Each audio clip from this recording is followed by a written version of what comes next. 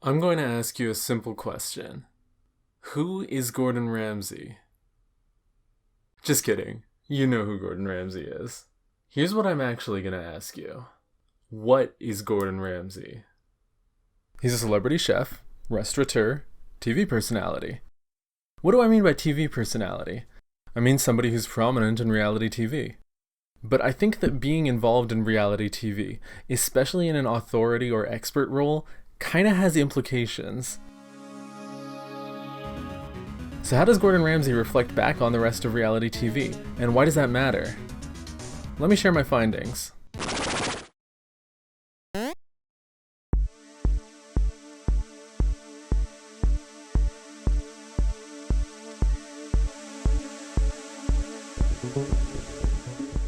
Let me just clarify something before getting into it. I'm not trying to attack Gordon Ramsay. I'm not trying to attack Gordon Ramsay's fans. I'm not trying to say that you're not allowed to like Gordon Ramsay, or his shows for that matter. What I'm trying to do here is make observations, and use those observations to make a broader point. So yeah, disclaimer over, let's get into the actual video. So let's consider Gordon Ramsay. Ramsay started making waves in the culinary world when he was very young. He had his first head chef position in his mid-20s. 5 years later, he opens his first restaurant, which is called Restaurant Gordon Ramsay. Okay. He had a few TV appearances in the late 90s and the early 2000s, some specials and things, and then he got 2 TV series of his own in 2004. Ramsay's Kitchen Nightmares and Hell's Kitchen. After that, he kind of became one of the most prominent TV personalities in the world. He's starred in or hosted more than 20 shows in total. But I don't think you could deny that those first 2 are the ones that most people think of when they think Gordon Ramsay, especially the American versions of those shows. I mean, those shows are like cultural touchstones at this point, right? Hell's Kitchen defined cooking competitions, and Kitchen Nightmares has a huge following. I mean, who wouldn't want to watch Gordon Ramsay going around and fixing the problems of various restaurants, right? You'll notice that I'm putting more emphasis on Kitchen Nightmares in this video. A big part of that is because it's really popular on the internet. You've probably heard that the American Kitchen Nightmares and the British one are not one and the same. I'm nowhere near the first to point out the difference in Ramsay's behavior. On UK television, Ramsay's more soft-spoken, sensitive, and specific. He points out issues, but he doesn't get pissed off unless provoked. Technically, flavors were amazing. The scallops were delicious. And didn't need the parmesan, didn't need the flowers. Notice how specific Ramsay was there. He wasn't trying to insult the chef or to belittle him. He was just trying to give advice. Now let's compare that with the way Ramsay behaves on American TV. Bland, greasy, no seasoning. Fish is dreadful. He acts offended. He doesn't say, oh, this dish could work but it's too complicated, or this is well seasoned but overdone. It's more like, this dish is overdone so it's trash. He plays up the negativity for American TV because conflict gets ratings. Never a single positive take unless the point of the scene is that Ramsay finds one good tasting dish which contradicts the rest of it. Finally, some good fucking food. The UK version tends to be a little bit more freeform. It has more things like team building exercises and stuff like that, although those do show up sometimes in the US version too. Ramsay identifies more specific issues in the restaurant and tries to address them individually. The US version is formulaic. Ramsay shows up, he tries the food, he hates the food, he chews out the owner and the chefs, then he witnesses a disastrous dinner service, usually where the restaurant is vastly busier than its staff is used to because, well, take a guess. Gordon Ramsay's appearance at the restaurant may have brought in some extra customers. Oh, you think? You think so? Anyway. Generally, it's around here that Ramsay discovers the disgusting status of the kitchen, finding something moldy and rotten, and then shouting about it. You're gonna kill someone! Often it becomes apparent that there's a bad apple on the team, be it a stubborn owner, an uncaring chef, a lazy manager, whatever, and often the rest of the restaurant staff knows it but they can't do anything about it. They're too afraid to speak up. Ramsay provides a wake-up call, then he reveals a new look and a new menu. Then we see another dinner service, which is typically not much better, before Ramsay gives a feel-good closing statement and leaves. So why is there a disparity between versions? And what does it mean? Well, this is kind of the part where we have to rewind to the very beginning. When you look at the earliest works of film, they feel less like our modern idea of film and more like moving pictures. And I mean, they're called motion pictures for a reason, but it demonstrates a point. The use of film to show reality goes back to the start. These early works were the original documentaries. They presented events with little to no commentary or framing. Over the decades, they shifted toward education and exposure, and the power of the medium started to rear its head. Now I'd like you to imagine something for a moment. Imagine that all the books in the world are collected in one library. If you want to read anything, you have to go to that library. It sounds inconvenient, right? You gotta go to one place just to get a book? Terrible. But there's a troubling implication to it too. Who curates the library? What person or committee decides which books are allowed to be there? What bias gets reflected? What narratives get rejected? How do we know that the books themselves haven't been tampered with? If we only get one lens to view something, you have to ask, who established that lens? As documentary films moved closer to their modern form, there was less direct depiction, less direct recording, and more conscious presentation, more staging, more deception. Consider the 1922 American documentary Nanook of the North, directed by Robert Flaherty. The film, which is often cited as the first feature-length documentary, was alleged to follow the lives of an Inuit family in northern Quebec. In reality, it was fiction. The lead was named Alakarialak, not Nanook. The film controversially presents a heavily dramatized and frankly racist depiction of Inuit life. Nanook and his family are characterized as regressive, backward, and ignorant of technology. It ignored major aspects of contemporary Inuit life and culture in favor of sensationalism. Famously, Flaherty insisted that Alakarialak hunt with a harpoon rather than a rifle. The phenomenon of fudging the facts isn't ancient history. Bowling for Columbine, Super Size Me, even as recently as Tiger King. All three of these have come under fire for misrepresenting facts and situations. Information is manipulated to make a point, however salient or agreeable that point might be. I wouldn't even say I disagree with the broad strokes messages of these documentaries. I'm not a fan of gun violence or animal abuse, but lying in service of a message is a dangerous slope. Consider the so-called History Channel, which at this point presents total nonsense about alien secrets and Nazi conspiracies and has lost all credibility because of it. That's not to say that all documentaries are nothing but lies, of course not. But the fact is, if you say something authoritatively enough, you can make somebody believe it. Who cares about truth when you can present something interesting, or something that proves your point? The takeaway here is clear. Documentary filmmakers, in claiming to share true facts, get to curate their own library. This is an axiom that they never forgot. And you know what else claims to tell the truth? Reality shows. Modern reality shows trace back not only to documentaries, but also to game shows, which have their own fascinating relationship with veracity and tone. How many game shows do you know where the final round always has stakes so high that you still can't guess the winner? Keeps tension going to the end, while technically invalidating every round but the last one. The modern concept of reality TV really blossomed in the 2000s. Shows like Big Brother and Survivor have a competition concept like game shows, but they're about the drama between people. A bombastic cast is there for the whole season, and you get to follow their tension, their arguments, their alliances, and their betrayals. It's a very American approach to media, isn't it? Big Brother actually debuted in the Netherlands, but let's be honest, nobody knows that. The more time goes by, the more we get shows like Real Housewives and Pawn Stars to let us marvel at the manufactured pettiness and soap opera-style drama of allegedly real people. People have been pointing out for years that these reality shows can barely be called real.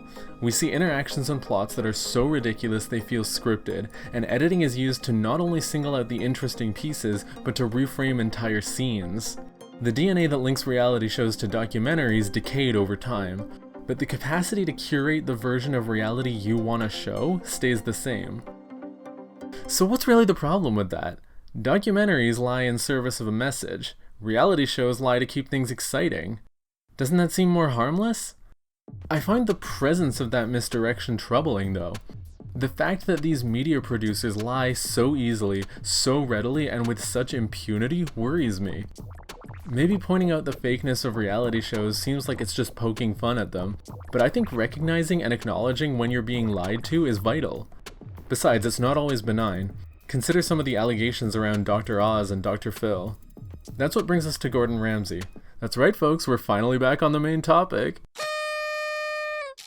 Let's think about the shows.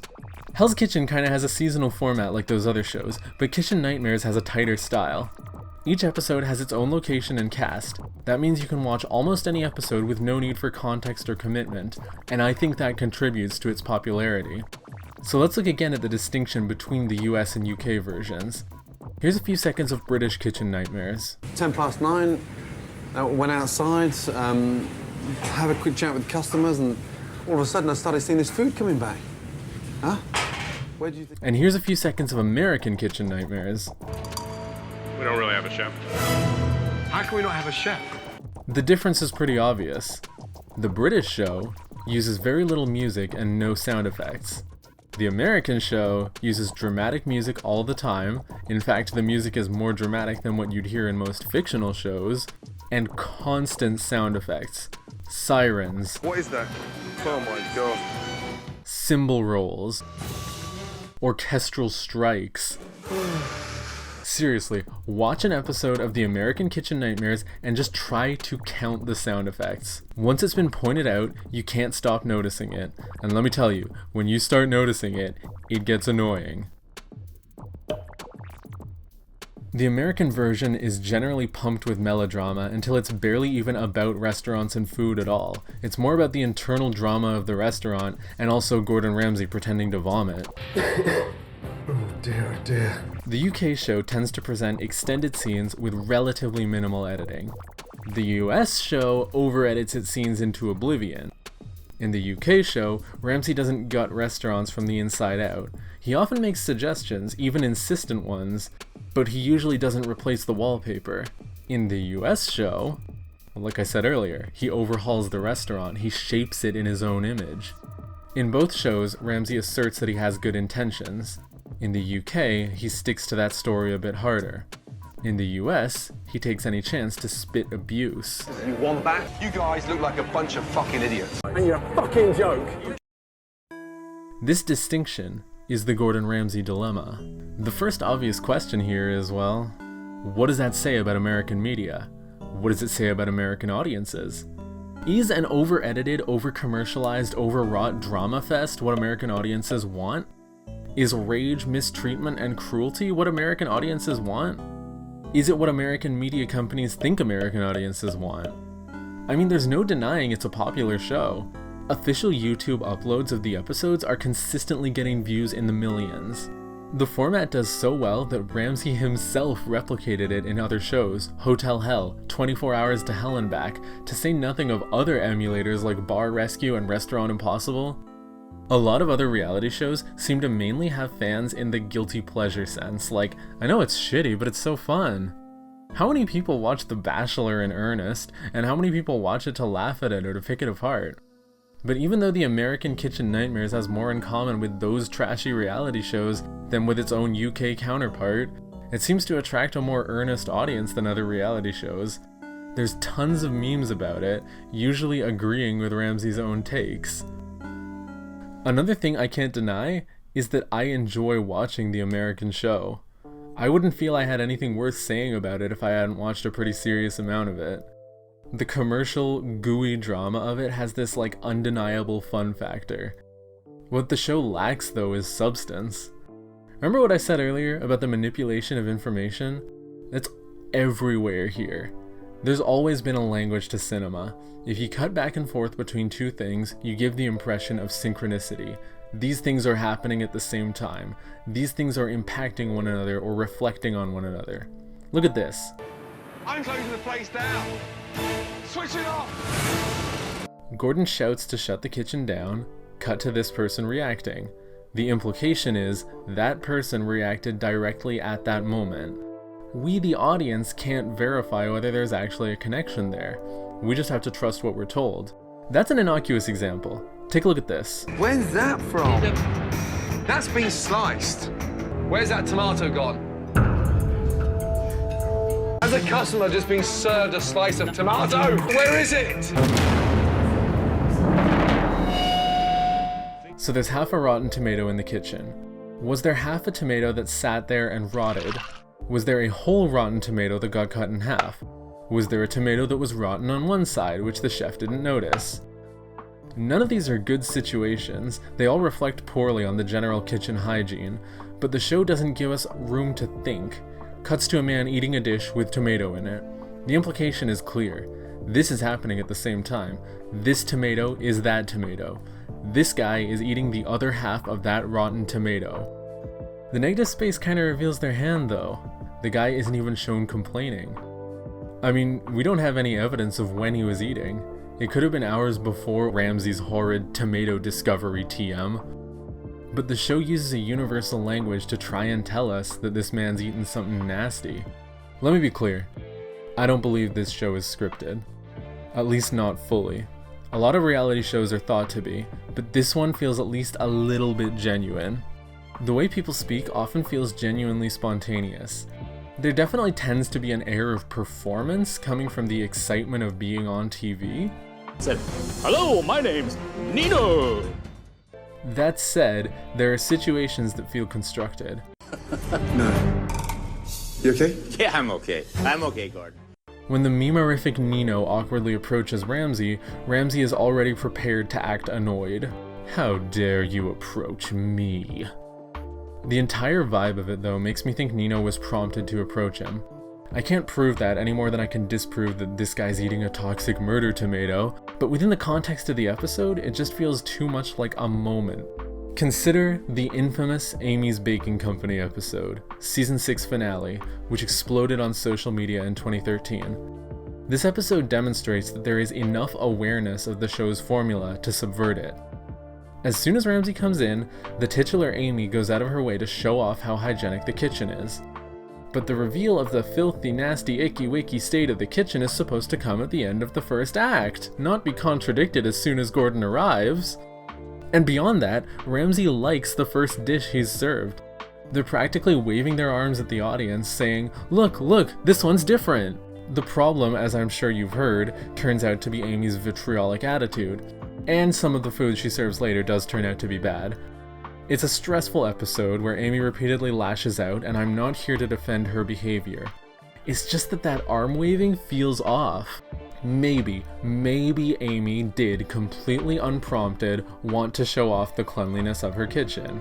It just feels conveniently subversive to me. Why is it that Ramsay never in any other episode examines the cleanliness of the kitchen at the beginning? Why is it that he typically checks during or after dinner service? Well, because finding nasty things in the kitchen is extra shocking when people are eating at that moment. Implicit horror, just like the tomato scene. The series is marketed as a presentation of true stories, but they're dressed up like fictional ones. Someone's curating this library, and curation is everywhere here. Silly sounding music makes someone seem dumb. Tense music accentuates nastiness. We're not being expected to think about what we're watching.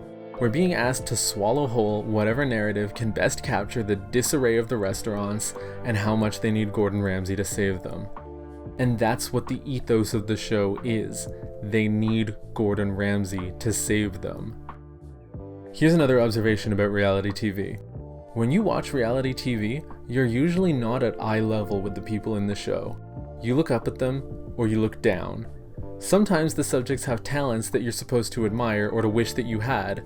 Musical prowess, intelligence, physical endurance. Other times, a lot of the time in fact, we're being asked to look down on the subjects.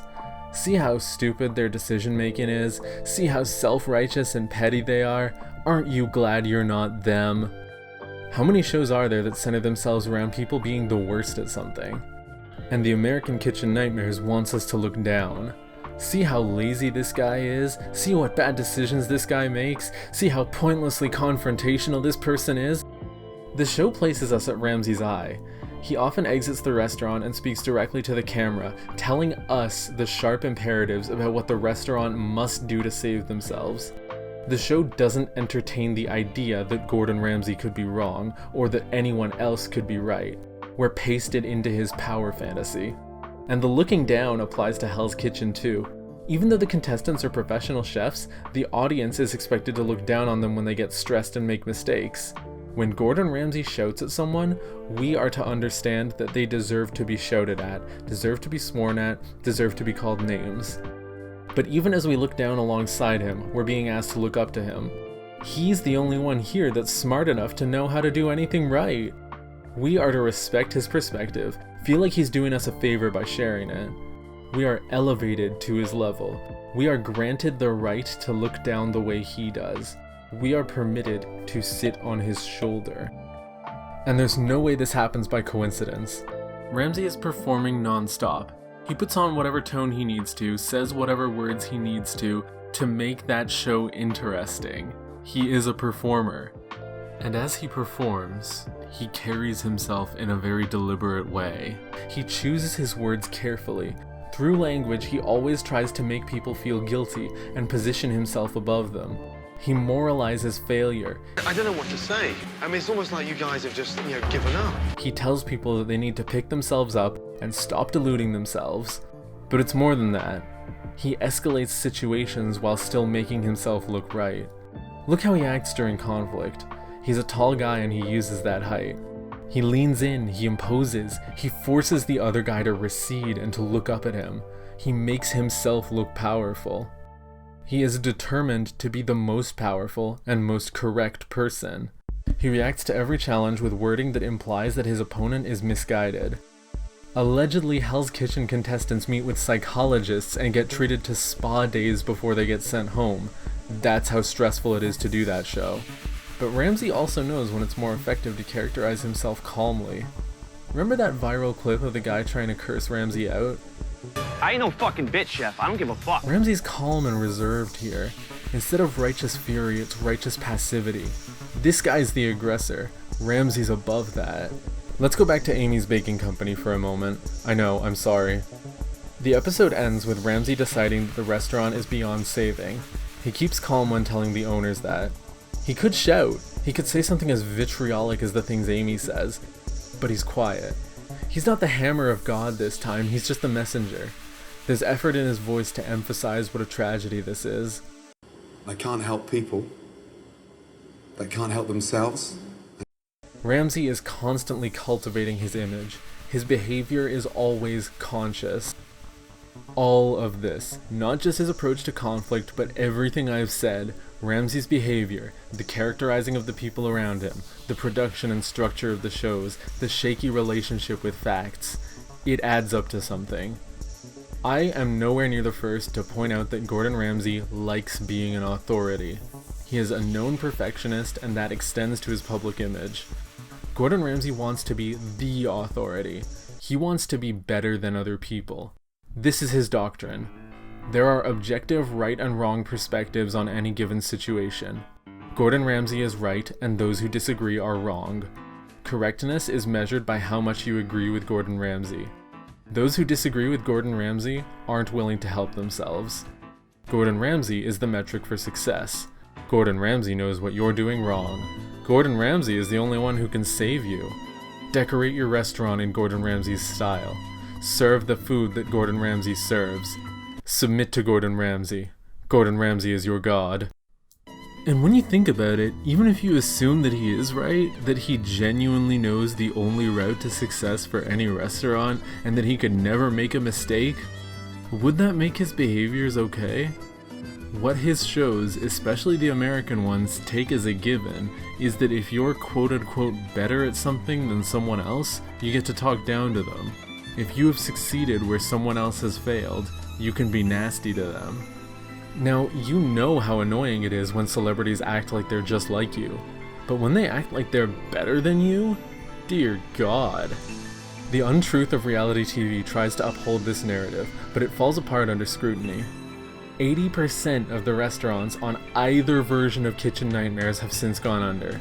At least 5 of them shut down before their episodes even aired. Over a third of the restaurants from 24 Hours to Hell and Back have closed, and that show only started in 2018. There's an entire website about it, with details on each one.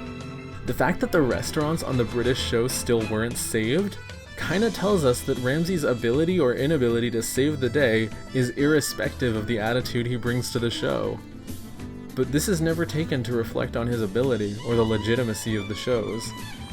A seemingly airtight alibi is built into the bones of his doctrine. Like I said, he's always right. He is the only thing that can save you. If your restaurant went under even after he saved you, you just weren't committed enough to the change. The closure of the restaurants is never poised to reflect on Ramsay. He can take credit for their success, but he can't be blamed for their failure. It's like an even more twisted version of bootstrap ideology. If you're failing, you're not trying. If you're succeeding, you owe it to me. Bulletproof. Articles about the restaurant closures present some pretty solid justifications. Jake Massey says, "It is worth remembering that the very premise of the show is built on the fact that these restaurants are in dire straits, often drowning in financial hardship, staff conflict, and stomach-churning hygiene standards." That's a really good point. But I have a problem with the idea that Ramsay would position himself as someone who could save them regardless. The thing is, Gordon Ramsay might be a successful restaurateur, but he isn't a miracle worker. Treating him like a safety net that can rescue troubled restaurants feels exploitative. Here's a failing restaurant, I'm gonna swoop in and claim to save it, getting a lucrative TV episode on the way. The risk that a restaurant could close anyway keeps the tension riding till the end. Sound familiar? If either version of Kitchen Nightmares were really about saving restaurants, don't you think Ramsay would not put a 1-week time limit on it? And we all eat it up. How many of us just accept that Ramsay's way is the only way? No matter what, his image will always be scrubbed clean. His displays of kindness, his feel-good moments, his ability to be supportive to kids, his wholesome TV bits with his family. These things are cited as proof that he's a fundamentally good person and good faith actor, rather than a pattern of positioning himself in whichever light is most favorable at that moment. There's this popular meme clip of Gordon's attempt at pad thai being critiqued by an actual Thai chef. This is not pad thai at all. This is not pad thai. It's easy to take this as an example of Gordon getting dunked on, but I feel that the framing here is to show how worldly and humble he is, his willingness to learn. That chef doesn't even call Gordon's dish bad, he just says it's not pad thai. Even when Ramsay is allegedly being owned, he's never being spoken to in the way he speaks to others. He's still the good person for being receptive to criticism. In fact, all challenge seems to bounce off him. Here's some examples. One of Ramsay's restaurants infamously served pre-prepared, reheated foods brought from off-site, despite his own repeated, well-documented insistence that doing so is a cardinal sin. The first season of The F Word centers around Ramsay helping various women improve their cooking skills, with the unfortunate tagline, "Get women back in the kitchen." Okay, well these stories are just ironic, and they happened ages ago. But there are others that are troubling. He tends to get touchy and flirty with women, never mind that he's been married for decades. He's made uncomfortable sexual comments to women in interviews more than once, like here. You seem like you're enjoying that. You had a whole wedge in your mouth at any one time? Yes, I have. You haven't, you haven't heard of a knife and fork? No? You don't eat pizza with a knife and a fork. You just pick it up and stick it in? Of course, you have to take it like... And here. Have you waxed? You can't ask a lady that! In 2013, Ramsay allegedly joked in a Jonathan Ross interview that he'd considered sneaking a hidden camera into his then 15-year-old daughter's room to make sure that she wasn't having sex with her boyfriend. Seriously?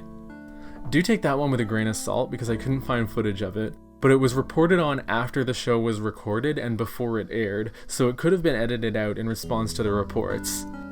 His reps did reach out to multiple news outlets to comment on it, which seems to imply legitimacy.